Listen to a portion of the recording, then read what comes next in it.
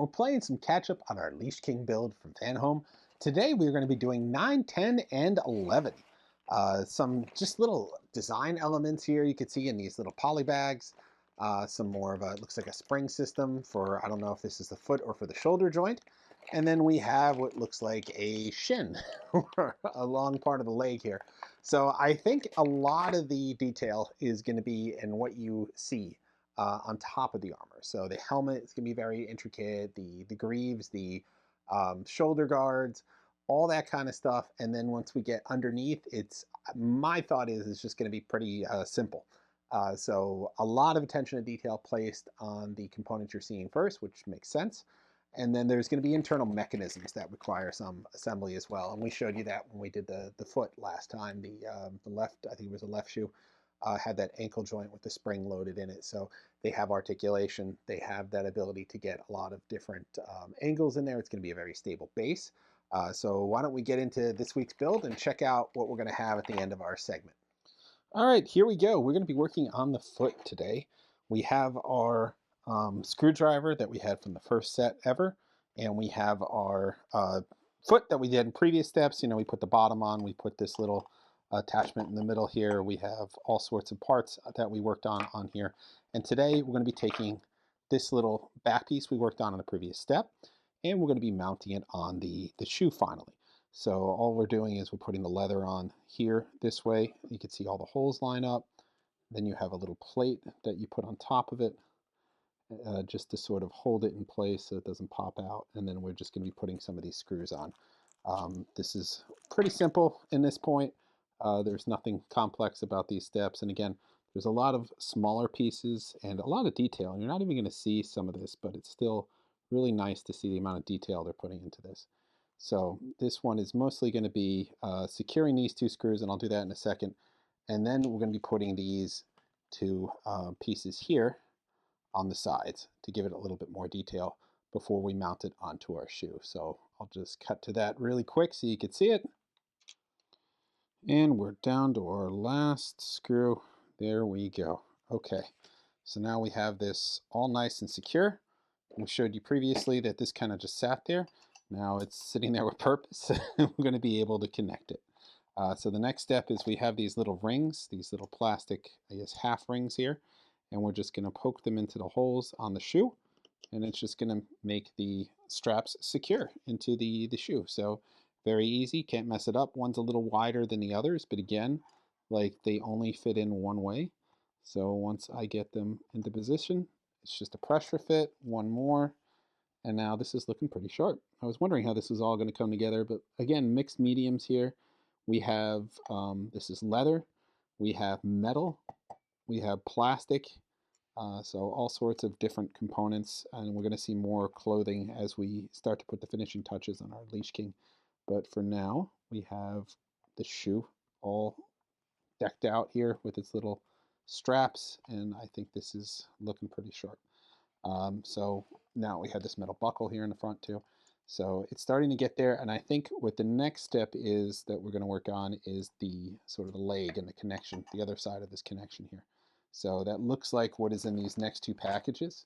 So why don't we do 10 and 11 together to see what the assembly will look like.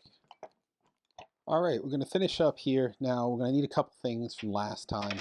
One, remember we made this little weird gear connection piece. We have no idea what it was for. It's for the step. Two, we're going to be working with our little hex tool that came in a previous step. So remember, I said don't throw out any of the tools. So the way we're assembling this is we're pushing in these little plastic pieces, just like this. And there we go. Now we're going to put this ankle connector joint in, orienting with this little tab facing up, as per the instructions. And it should sit in there just like that. And then we finalize by putting, whoop, I'm going to try to turn this around without having this piece fall out. So maybe we'll stand it up. That will be just a little bit easier for us. Now that little tab I pointed out to you should sit there without, oh, it should go through here and not give you any trouble. Okay, so now we have that all closed up. I think on both sides, I'm just going to double check. Yep, that is mounted through there. That is connecting here. and we are going to put our piece in here. We got to give it a little breathing room to get in there. And there we go. It should slide in. It's going to be a very snug fit, but it will slide in eventually. And now we have our ankle joint. We want the hole to line up right there, like so. Okay, now once that hole is lined up, we're going to be putting, notice how there's a hole here for a screw, and that's going to give you, it's perfectly cut as a hex-shaped hole, and that is going to give you the resistance we need to close this up. Because the problem will be that if you have it on the wrong side, you're not going to have any resistance, and it's just going to keep spinning. So I'm just going to push this through. There we go. I got it to pop, and we want it to line up perfectly here, and there it goes. See how it says flush in there? So important step. Now on this side, you have to line up your screw essentially, or bolt, with the flat washer first. Then you want the, here we go, this is going to create the tension, and then you have your compression on here, just in that order. So we have this here that will tighten it for us, or I'm sorry, this side, there we go. And we're just going to have this go round and round until it gets nice and tight, and it will hold this together.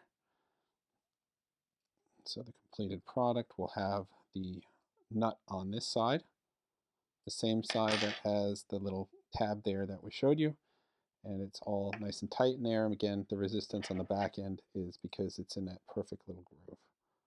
So we have that there. This should still have some give or movement to it once it's in something, and we could always loosen this if it's too tight. Now we take this leg part that we got in the other package here, and this is basically going to sit in here. Now this is where we get it all tightened together.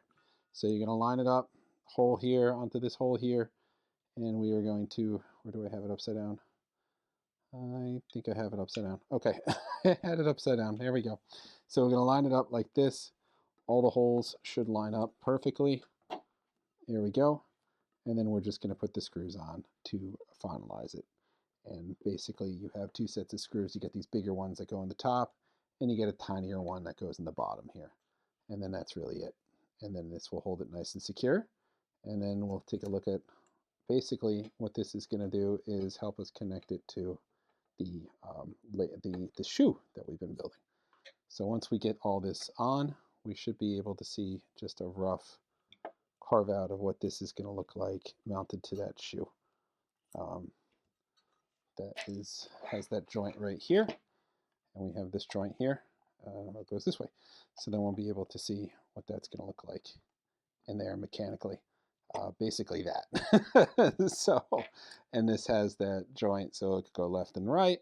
We might have to loosen that up a little bit. It feels a little tight, but there'll be a connection pin here in one of the future steps, and it'll be able to articulate like that once we get this, obviously, once we get this all put together. So that's that. I'm going to get the last two screws on here, and then we'll take a look at how this looks all mounted together. All right, just something I noticed, I'm just playing around with here in the ankle. Although the picture has that little tab coming out this way, it won't work that way because there is a portion of this that's tinier to allow the screw to mount on here and something for it to grab onto. This is all metal. So I think what they have is they might have made a mistake in the assembly guide where they're showing the other, maybe the other shoe and not this one, or the other ankle. So it has to go this way because the bolt is only on this side. You can't flip this around, I don't think, because then it still, again, it'd be down. So this side has to be facing out regardless, and this is one metal piece, and you can't turn this. So despite it showing the nut coming out, it just doesn't work that way. But anyway, I loosened it a little bit to give it a little give so it can maneuver like this, and it says to make your adjustments. But once you get it mounted in here, and then you get an idea of how it's going to look on the shoe here. So when we connect it, you'll be able to articulate forward and back, left and right.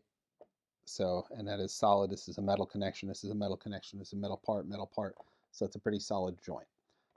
So that will have a little bit of give in it. And you could always tighten everything if you feel like it is maneuvering too much. So that will be essentially the ankle there. So not bad. pretty solid. It's not falling. And I'll just, once we make that final connection, we'll see how we could tighten it up and get it exactly how we want it. So this has got a little spring in the shoe there, and it does wobble a little bit. I don't know if there's any way to make that tighter because it's on a spring.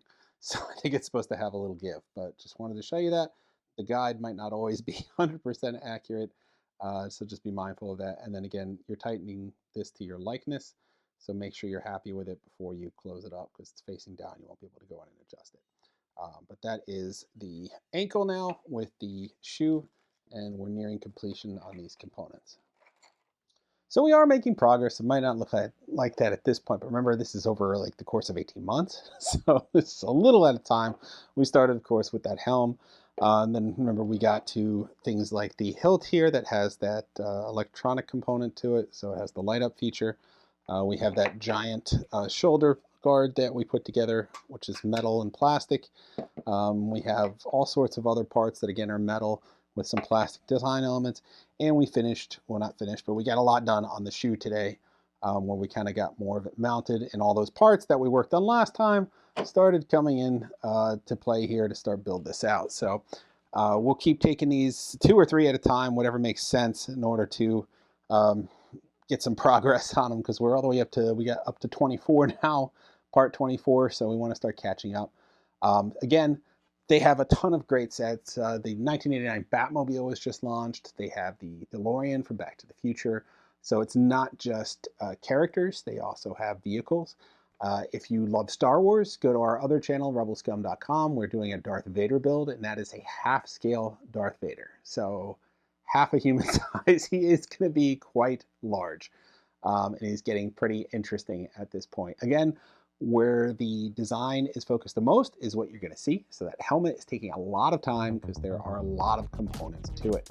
It does open, it's got magnetic parts, it's really cool. So check out that if you're a Star Wars fan. We're making a lot of progress on that build as well. So that is all for this time. Like, subscribe, and follow. See you guys next time.